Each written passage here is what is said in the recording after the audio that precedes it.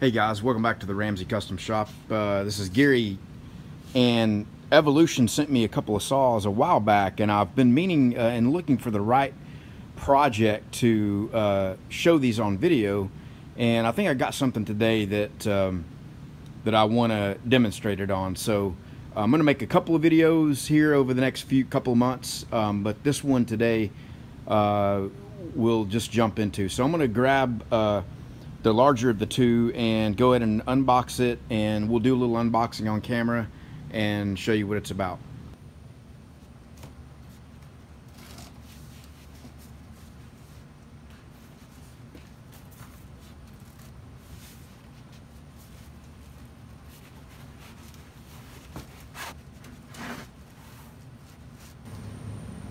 All right, well, you can see this is brand new, never been open to the extent that I can tell, and this is kind of how it's going to come if you decide to get one of these saws. And so what comes in the pack is some earplugs, replacement brushes for the motor, some documentation, and there's one part in there that needs to be assembled, and then there's some kind of, oh, this is it looks like a V-block for the fence, so you can cut round parts. So we'll go ahead and open it up and take a look at it. And you'll notice right down here is our Dewalt, I think it's multi-saw DW872 if I'm not mistaken. So we're going to be able to get a look at it and do some comparisons.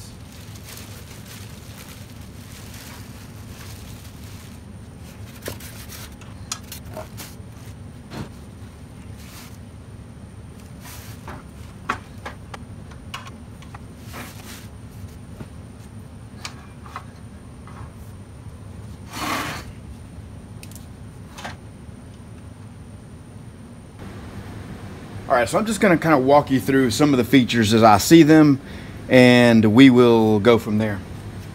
So we have a 15-inch blade on this thing, so that'll be the first spec on it. And I showed you that that it came with an extra set of brushes here, so you can see the part on the motor, the entry point to be able to change the brushes. It's got one on the front and one on the back. I'm going to zoom you in down here on some specs that may be of interest if you're thinking about buying one of these saws. Everybody that is going to get something like this is going to want to see the specs, so hopefully those are showing up for you there. I'm just going to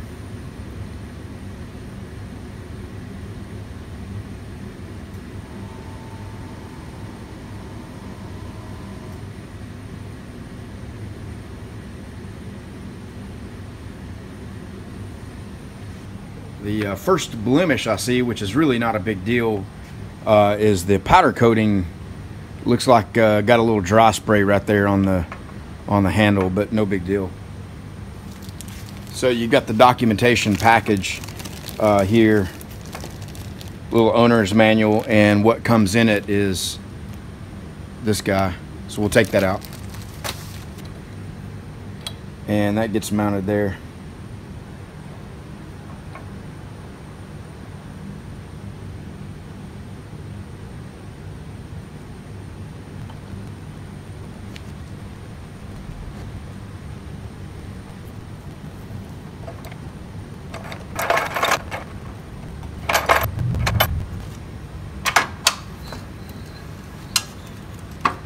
The one thing that you notice between these two saws, and let me just scoot this over, and hopefully this is picking up on camera, but we'll get a few measurements here just to kind of compare this, is the base on this is cast iron or cast steel, and the base on that is some fairly thin, let me get a measurement on this here.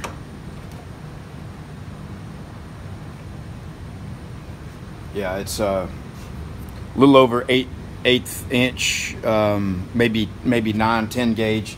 I'm assuming that's with the, if you didn't have the powder coat on there, it'd be 1/8 inch, 142 thousandths. And to do a similar comparison,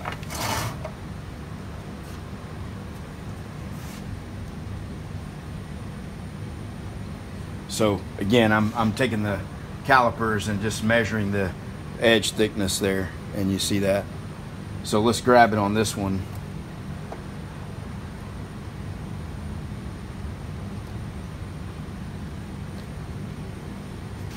You see that 191 thousandths.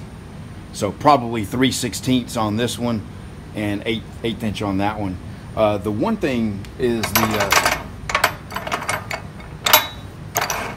right off the bat that you can see is significantly thicker is the clamp itself here.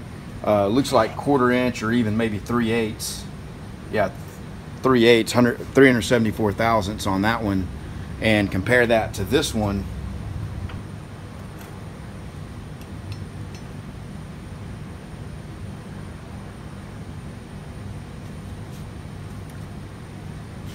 $165,000. So definitely more beefy there. And let's take a look at the fence itself and see what we get.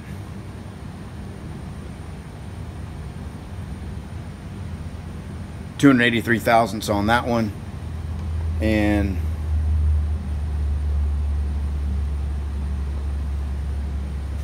you know, pretty close to a 1/2 inch thick on this one.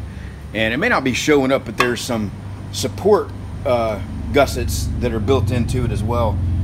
This one has the support gussets are 170 thousandths. The support gussets on this one 300 thousandths. So some you know, significant noticeable difference just in the quality of how things are made. Now the one thing I'll point out that is you know, probably in the favor of the DeWalt is the screw here on the clamp. This one just has normal regular, and it looks like maybe a fine thread of some dimension. I'm sure it's metric. You know, 700 thousandths. I don't know what that would be in metric, maybe 16 millimeter. You'll notice on that one that it's got a square thread, you know, like a ball screw type thread, and those are, you know, obviously much stronger. You know, you'll get more clamping force out of it, but I would really challenge that the thinness and overall lack of you know, weight and rigidity of the way things are made is that's probably overkill. But it would be nice if this came with a square threaded screw on the clamp, but it doesn't. Now the one thing that you'll notice here is the way the guard is made is really encapsulates extremely well. It covers the blade more, and you'll notice back in here that there's a built-in slot to try to catch the you know, your chips and dust that come off of it. And you see this one has a slot as well, but that's actually one that I fabricated and made and put on there, and I've got a video on that I made some time ago. So the next thing I wanted to check on that you'll notice is that the flatness of this base here looks really good and really flat. This one, on the other hand, I've known for a long time that it's kind of bowed and concave, and it's just always been that way. And it really comes into importance when you're trying to, you know, clamp a piece in and get it flat and square to the blade. You know, this one, it wants to rock. I mean, you can never really tell where the flat spot is because of the bow in the middle of it. But what I'm going to do is I'm going to put an indicator on both of these and check it in like maybe 3 places, and then check it on this one as well. So let me get the indicator set up and we'll take a look at that. All right, you see we've got our 18-inch straight edge here. I'm just going to set this down, and I'm going to hold it down flat on this side and show you this. So we got the now let me get down here where I can see a little better. And if you look out here,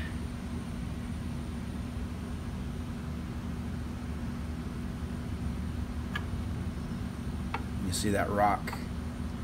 That's what I was always dealing with, trying to get this, you know, get something level on it. And let me put it on this one over here. Let me see if I can get it to focus a little better.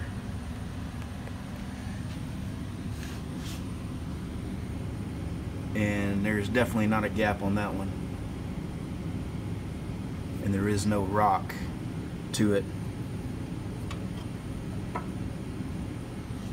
Let me show you across there.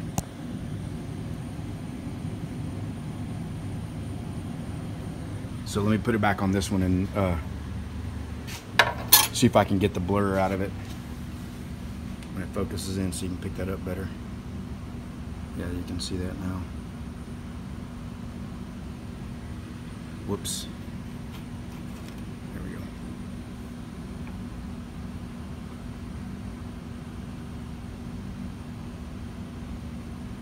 There we go. That's what I was trying to show you. See that big gap there? So when you're trying to put a piece of metal in and clamp it down, you know, where do you get it square to the blade at? I would always try to get it squared up back in here, but I would end up with some fairly inconsistent results on that.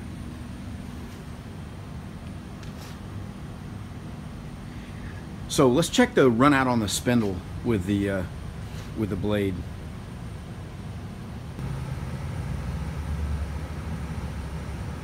All right, you can see I put a little mark right there, and that's 3 inches out from the center, roughly. So I just want to make sure we're fair and consistent. We're going to do this the same on both. And let me see. Turn the magnet on. Yeah, all right.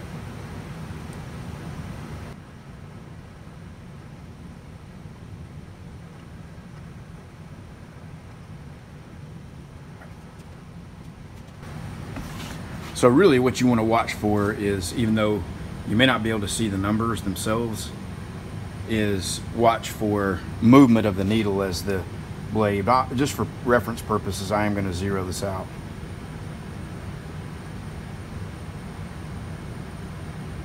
So we're zeroed out now, and I'm just going to rotate the blade.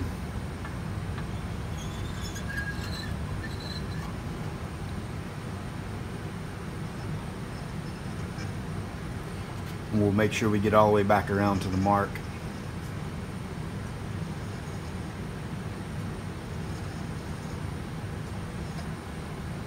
All right, let's take it again around. So words there.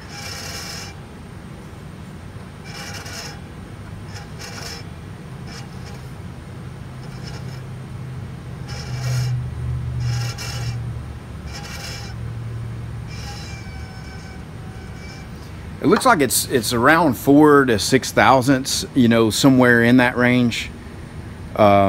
And I've not really taken a comparison like this on other things. That's, you know, probably not bad given what this is. But what we're really after is to just do a head-to-head comparison. So we'll switch over and do the Dewalt now. So I'm going to call it. I'm going to do it off camera. Just look at it a little more carefully. And it looks like around, you know, that it went 4 thousandths in that direction and about 1 or 2 thousandths back that way from the 0 point. But we'll take a look at that in more detail. All right, so we got the same setup. We're 3 inches out from the center of the spindle, roughly, not exactly, but roughly, to try to make it as fair as possible. And we're zeroed out on the indicator.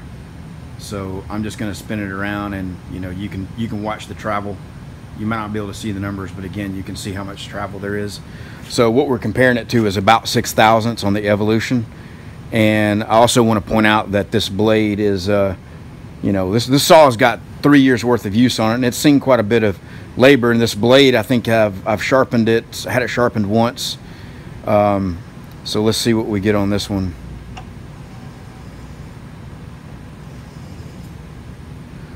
So that was about 2 thousandths in one direction and about 3 in the other. So there's 2.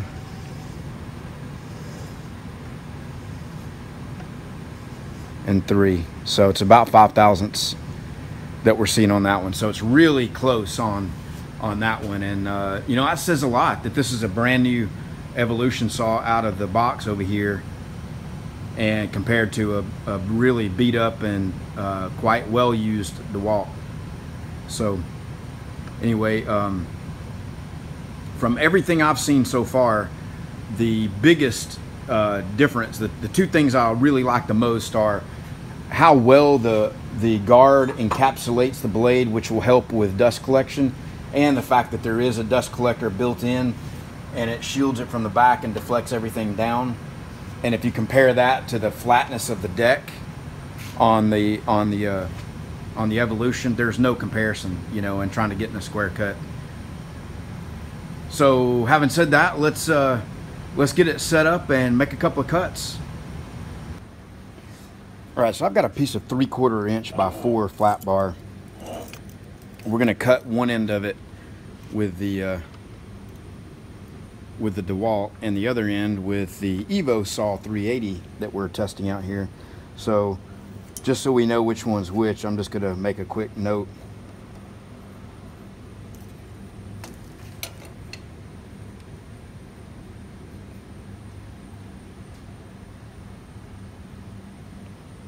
All right, so let's get it clamped into the Evosaw here real quick, and we'll go ahead and make the Evo cut, and then we'll move over to the Dewalt and make its cut.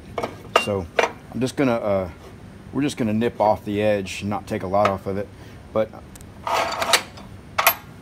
I did take time to square up the base and the fence with a square, and I'll double check the Dewalt as well, make sure we do a fair comparison here.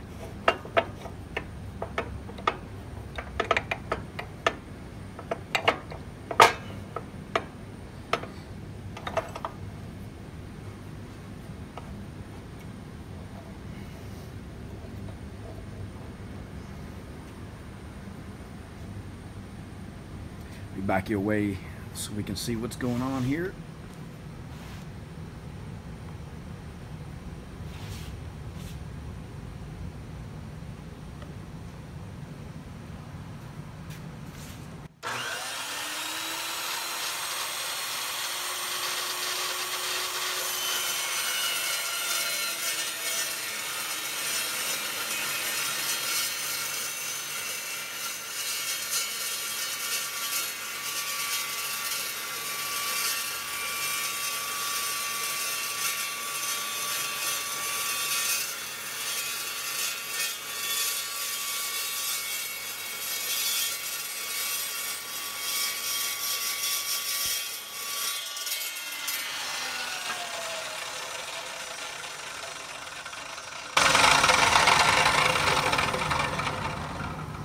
I'll put a little time comparison on at the end so we can see how they both did.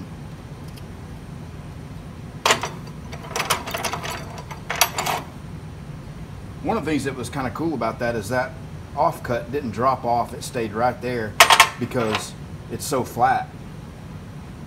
So we got a pretty nice cut on the finish there. So now you see we got Evo and Dewalt. I'm going to flip this over and we'll do the Dewalt here next.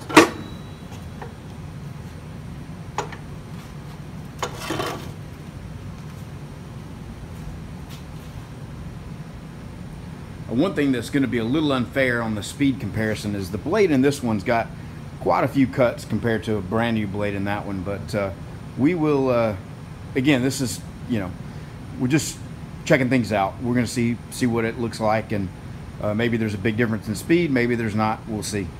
But the main thing we're trying to do is get 2 cuts, and we're going to measure those cuts, the accuracy across the length of them here over on the milling machine in a second. I'll show you that.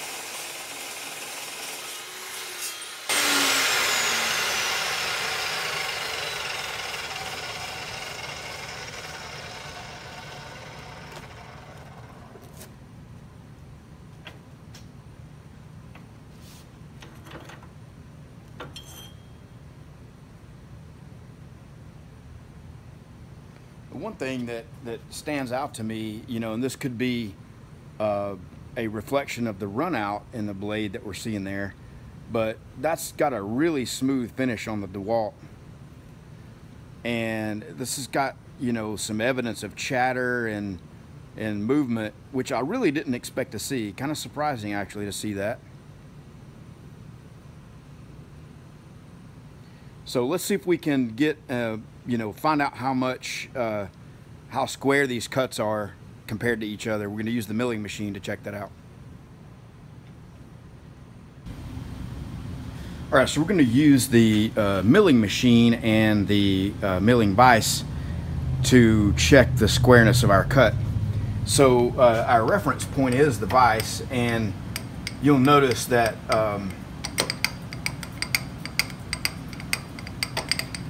our needle there on the indicator is staying still as we're moving it, which means that the vise is trammed in. What we want to do is go ahead and get our, let me move you a little bit. I've cleaned the face of the vise jaws off. I've cleaned the parallels. We've blown everything off, cleaned everything off good. So now we want to get our piece in here, and so, and I'm just gonna, you know, clamp this loosely. I'm not gonna clamp it very tight at all, because there is no reason to do that, and the only thing that we could do by clamping it tight is disturb the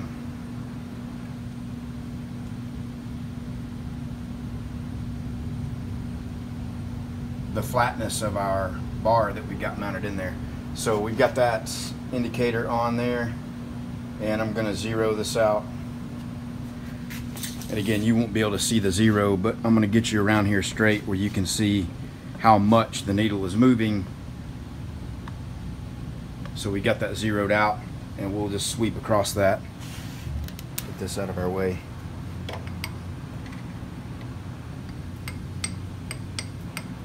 And we're looking at the Evo cut here. And you'll see the variation in it because of the unevenness of the cut. You know, the little blips of the needle as it's dipping down in. Not until the very end did we see it move significantly. And in fact, halfway across, it was still, or 3/4 of the way across, it was still right there as 0.002 movement across that. So let's go all the way to the edge. And again, it's dipping in and out of those uneven cuts, and so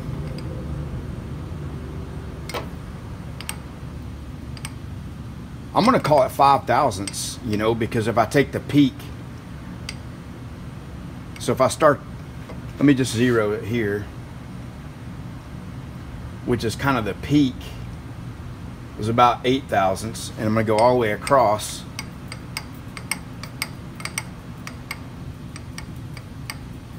And look for a peak on the other side.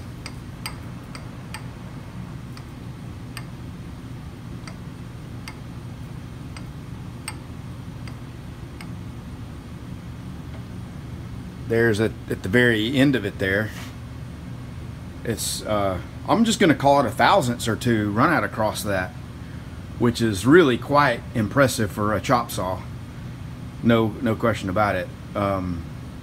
Now we cut that, you know, with the bar standing in there vertically. It'd been interesting to cut it this way as well. So let's just flip it around. Let me zoom you out. So we'll just pull it off the indicator here, and what I really should do to make sure that we got the same sides compared is flip it this way, and I'll stick it in, and I'm going to push this out into the indicator, and we'll just kind of work those jaws a little bit to make sure we got it pushed square. And it's just kind of snug. So I'm going to zero this out again. Not that the zero really matters, we're just looking for how much it's moving.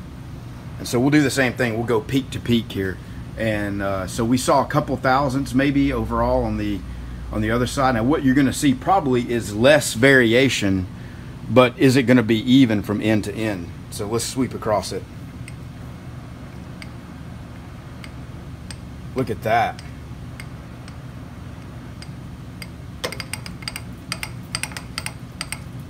I mean, it's immediately, you noticing it move. So we started on 0.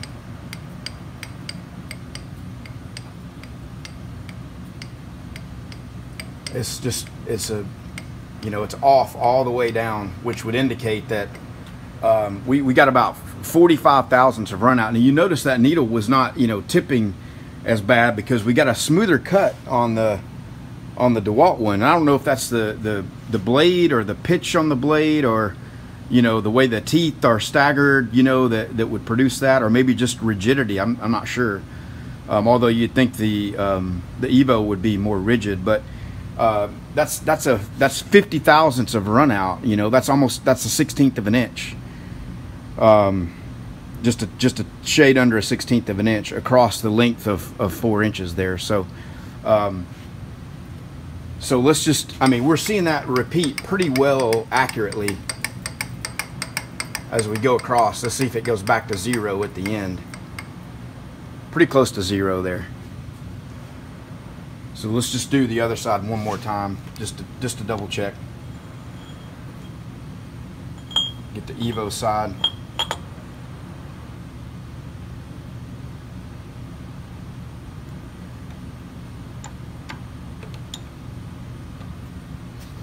And we'll 0 it out right there.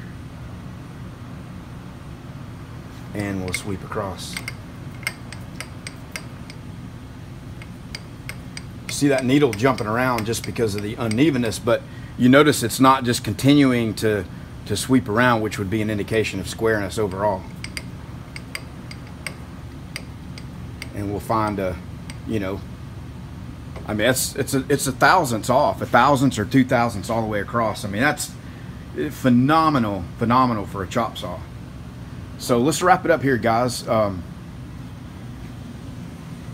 gonna I'll put a slide up on the screen that's gonna give you a little advantages, pros and cons of both. I would say overall the deck is really the selling point on this thing. It is by far, just from a usability standpoint, noticeably nicer. And it shows up in the cut over here, you know, and I mean, I could come back over here and tweak, you know, how this thing sits, but you saw the unevenness, and I tried to get it as flat as I could, you know, to make the cut, and I clamped it in there tight. So I would definitely say the deck is the main selling point. This saw also appears to be about $50 less than a Dewalt. Now I paid almost $500 for this Dewalt 3-4 years ago, and I think it's around $430 now, and this one is, you can pick it up on the street for in the $380, $385 range. But I'll put a slide up that kind of, from my perspective, gives the pros and cons. And I realize that some of the measurements I took, you know, were not exactly scientific, but we're just trying to do the best we can with what we have. I do believe this comparison over here, though, is pretty consistent and repeatable and accurate. So, all right, guys, a long video. I'm going to have a link also to Rafael Alvarez of Alvarez Metalworks. He reviewed the same saw. He got one as well from these guys, and he showed it in action, showed it making a lot more cuts. This video was just more of an intro, kind of unboxing some of the initial impressions of it. But I'm going to give you pros and cons. You know, like for example, the screw on the clamp, definitely advantage Dewalt. You can see the square shoulders on the screw there, the square edges, compared to just a regular, you know, what looks like probably just threaded rod. Now, what, you know, how that shows up over time, likely I would say just in, I mean, wow. I don't know, I guess that's where I just clamped it at. Look at that, it already kind of boogered up the threads there a little bit. I noticed when I was trying to unclamp it that it seemed kind of funky. So, you know, it's funny, I was just making that point, and sure enough, the threads are kind of jacked up on it there a little bit. So I would, you know, hopefully Evolution maybe watch this video and you know, something to take back to engineering and consider putting an Acme type or a square shouldered thread like this one. Everything else about the saw I really liked. So all right guys, long video, hope you guys enjoyed it. See ya.